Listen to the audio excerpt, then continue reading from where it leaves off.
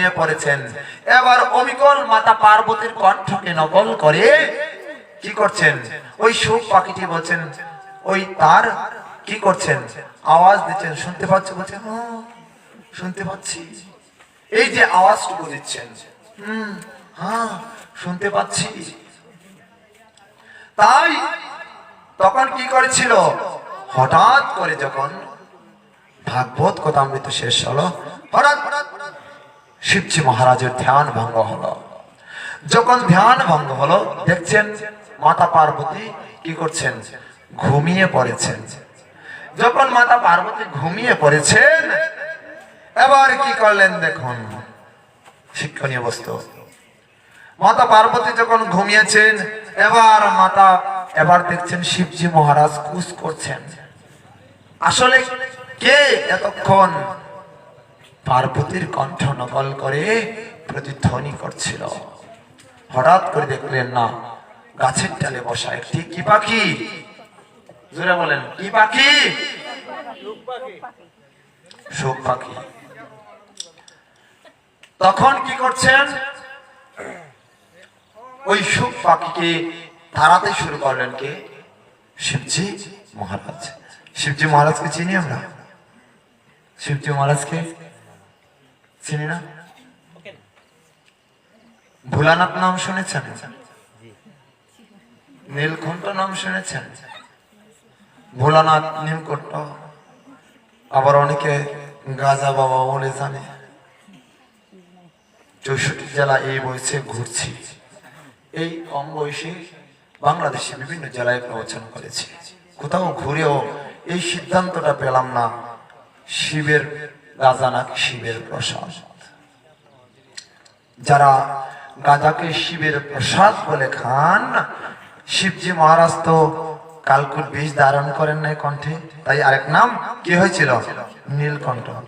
তাহলে যারা গাজা টান দেন শিবের প্রসাদ বলে, একবার বিষটা হজম করে দেখান, তাহলেই আপনি শিব হতে পারবেন, শিবের ভক্ত। যুক্তি ছাড়া কখনোই কথা বলা যাবে না, কথায় যুক্তি থাকতে হবে।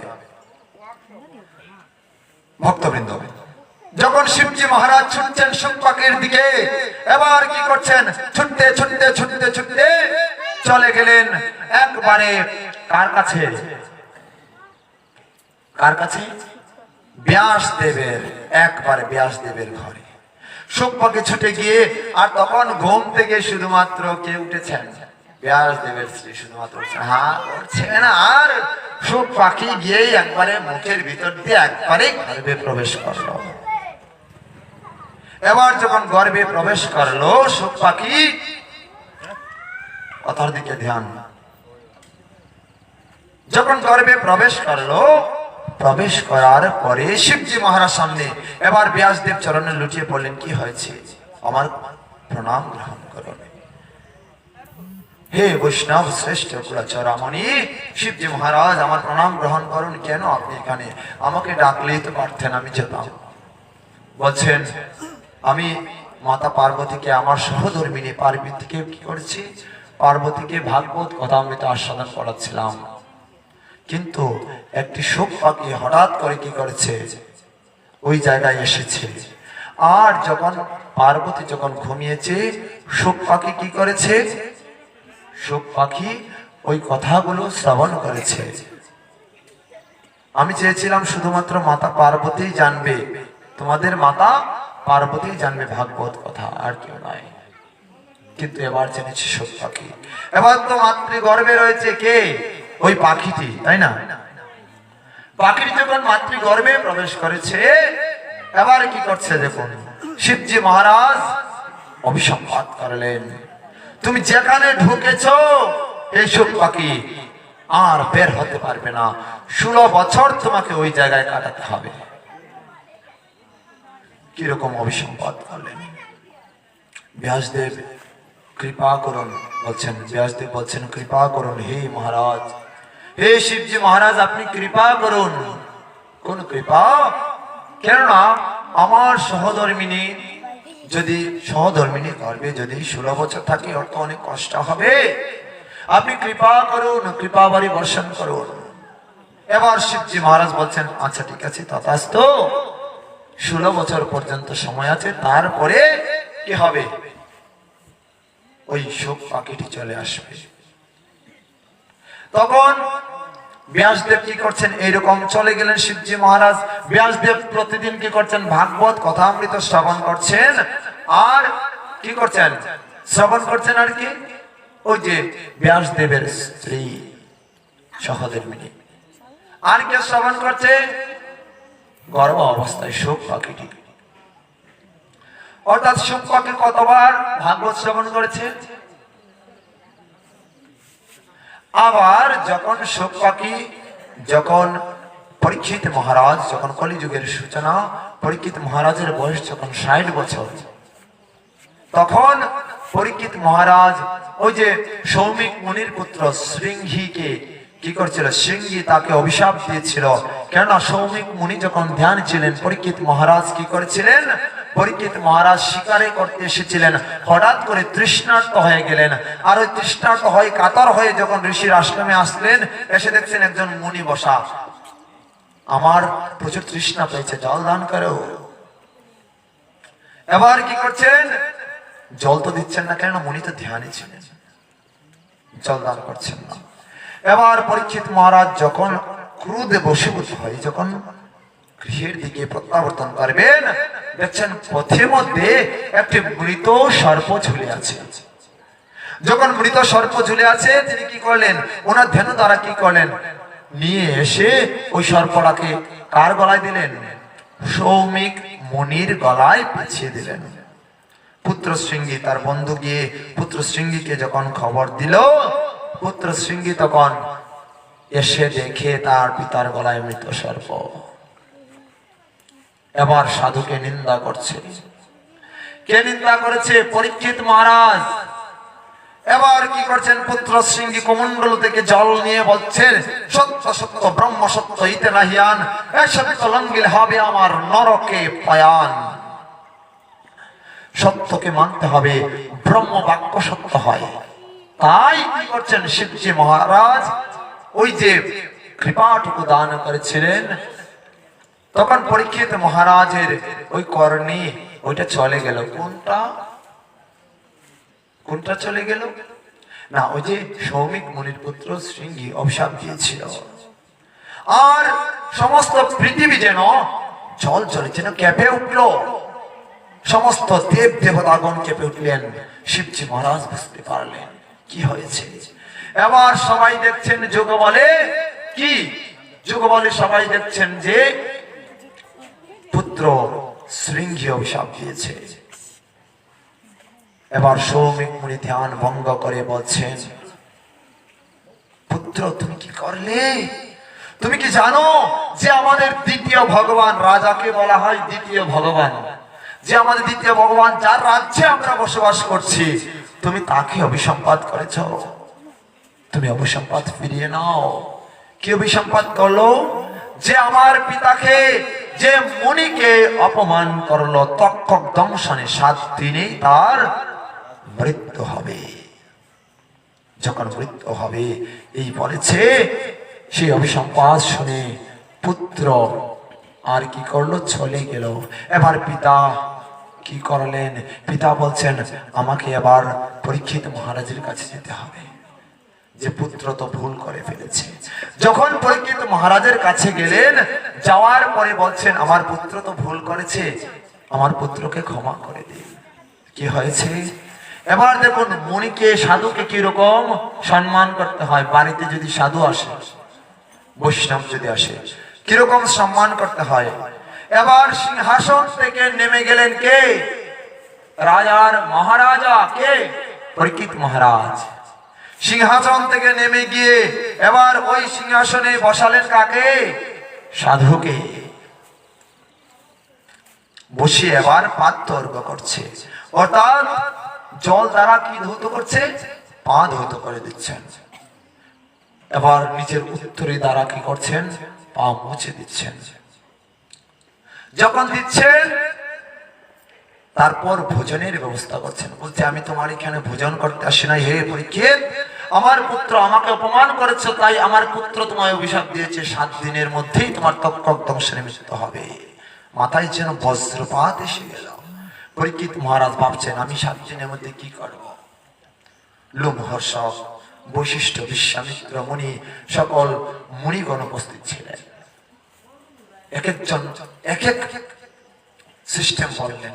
কেউ বলছেন তপ্ত ঘৃতে আহুতি দেওয়ার জন্য, কেউ বলছেন যে না, এই 7 দিন কি করো, জলের নিচে মাথা দিয়ে উপর দিকে পা দেও। কেউ কেউ বলছেন না, অগ্নিকুণ্ডে ঝাঁপ দেও। এইরকম যখন ভক্ত যখন বিপদে পড়ে তখন ভগবান কি করে, পরিত্রাণায় সাধনায় বিনাশায় চ দুষ্কৃতাম ধর্ম সংস্থাপনার্থায় সম্ভবামি যোগে যোগে। ভক্তির মান রক্ষা করতে ভগবান যুগে যুগে অবতীর্ণ হন সাধুদের রক্ষা করার জন্য। এবার পরীক্ষিত মহারাজ তার ভুল বুঝতে পেরেছে। এবার ভগবান স্বয়ং কি করছে, ওই ব্যাসদেবের স্ত্রীর গর্ভে যে সন্তান ছিল, কে ছিল, সুখ। এবার বলছে যাও সুখ, এবার তোমার সময় হয়েছে, তুমি যাও গর্ভপাত হও। বলছে যে না, এই মায়ার সংসারে আমি যেতে চাই না। বলছে আমি তোমাকে আশীর্বাদ করছি, মায়া কখনো তোমাকে গ্রাস করবে না। এই সেই পরীক্ষিত মহারাজকে কয়দিন, 7 দিন একটানা ভাগবত শ্রবণ করিয়েছেন। কতদিন? 7 দিন ভাগবত শ্রবণ করিয়েছেন। শেষ পর্যন্ত কি করলো, তক্ষক দংশনে তার মৃত্যু হলো। এই জগৎবাসীকে শিক্ষা দিলেন কি, যে সাধুর কথা, বৈষ্ণবের কথা, মুনির কথা কখনো বিফল হয় না। যখন মৃত্যু হয়েছে স্বয়ং ভগবান, কেননা 7 দিন একাগ্র মনে ভাগবত কথামৃত সুধারস শ্রবণ করেছিলেন। গুরুদেবের প্রদত্ত আহ্নিক মন্ত্র পর্যন্ত ছেড়ে দিয়েছেন, এমনকি এক বিন্দু জল পর্যন্ত তিনি আস্বাদন করলেন না এই 7 দিন 7 রাত্র। কেননা জল খেলে যদি বাথরুমে যেতে হয়, আর ওই ফাঁক দিয়ে গুরুদেব কোন অমূল্য বস্তুটি বলবেন, আমি তার থেকে বিচ্যুত হয়ে যাব। তাই এবার পরীক্ষিত মহারাজ কি করলেন, পরীক্ষিত মহারাজের দেহাবসান যখন হলো, স্বয়ং বৈকুণ্ঠ থেকে বিমান নিয়ে ভগবান তাকে গোলক বৃন্দাবন ধামে নিয়ে গেলেন। জয় জয় নিতাই গৌর সীতানাথ প্রেমানন্দে, হরি হরি বল। এই সেই সৌন্দর্য। আত্মাটা যখন চলে যায় তখন কি হয়, তখন আর সেই সৌন্দর্য থাকে না। শ্রী আলোচনা করছিলাম একবার সংক্ষেপে। ম মানে আমার মুখনিসৃত বাণী। ভগবান বলছেন অর্জুনকে উপলক্ষ করে, এই জগৎ সংসারে আমি গীতা জ্ঞান প্রদান করেছি। তাই গীতা হচ্ছে আমার কি, শ্রীমদ্ ভগবত গীতা হচ্ছে আমার মুখনিসৃত বাণী। দ শ্রী মো দ, দ্বারা কি বোঝানো হয়েছে, হৃদয় স্বরূপ। অর্থাৎ গীতা মাহাত্ম্যে বর্ণিত আছে না, গীতা মে হৃদয়ং পার্থ, গীতা মে সর্বোত্তমম, গীতা মে জ্ঞানমতৃগম, গীতা মে জ্ঞানমভয়ম, গীতা মে চুত্তমস্থানম, গীতা মে পরমং পদম, গীতা মে পরমং গুহ্যং, গীতা মে পরমং গুরু, গীতাশ্রয়েহং তিষ্ঠামি, গীতা মে পরমং গৃহং, গীতা জ্ঞান সমাশ্রিত ত্রিলোকিং পালয়াম্যহম। গীতা হচ্ছে ভগবানের কি স্বরূপ, হৃদয় স্বরূপ, শ্রীমদ। এবার হচ্ছে ভ দ্বারা কি, ভব বন্ধন খণ্ডন করো। কি আছে, শ্রীমদ্ ভগবদ গীতায় 3য় অধ্যায় 9 নং শ্লোকে কি বলেছেন, জগত্তৎ কর্মণং অন্যত্র লোকায়ং কর্ম বন্ধন তদর্থম কর্ম কুন্তেয় মুক্ত সঙ্গ সমাচার। বিষ্ণুর প্রীতি সাধনের নিমিত্তে কর্ম করা উচিত। এই জগৎ সংসারে আমরা যতই কর্ম করি না কেন, এই জগৎ সংসারে যত কর্ম করি না কেন, যদি ভগবানের কল্যাণের নিমিত্তে যদি কর্ম না করি, তাহলে সকল কর্মই হচ্ছে অকর্ম। সকল কর্ম কি? অকর্ম। যা শ্রীমদ্ ভগবদ গীতায় 11 অধ্যায় 55 নং শ্লোকে বলছেন, মত কর্ম কৃতং মত পরাম মদ ভক্ত সঙ্গবর্জিতঃ নিবৈর সর্বভূতেষু মামেতি পাণ্ডব। যিনি আমার অকৈতব সেবা করেন। অকৈতব মানে কি? অর্থাৎ তার সম্পূর্ণ কামনা বাসনা রহিত সেবা, একমাত্র নিষ্ঠা সহকারে সেবাকে বলছে অকৈতব সেবা। আমার প্রতি নিষ্ঠা পরায়ণ হয়ে, আমার ভক্ত হয়ে, জড় বিষয়ে আসক্তির রহিত, রহিত মানে বাদ দেয়া, অর্থাৎ কোন বস্তুর প্রতি আসক্ত করা যাবে না। যদি কেউ এই রকম কি করে আমার ভক্ত হয়, সকল কিছু পরিত্যাগ করে, কোন প্রাণীকে শত্রু ভাবাপন্ন না করে, যদি কেউ আমার কি করে পূজা অর্চনা করে, তিনি আমাকে লাভ করেন। বল রাধে রাধে।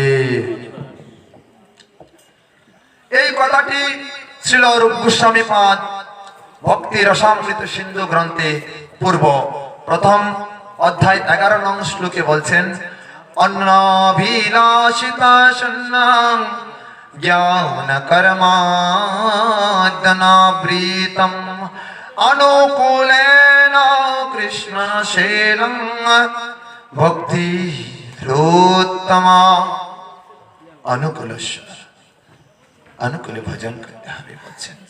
শুদ্ধ ভক্তি অর্জন করতে হলে আমাদের বলছেন অনুকূলেশ্য সংকল্প।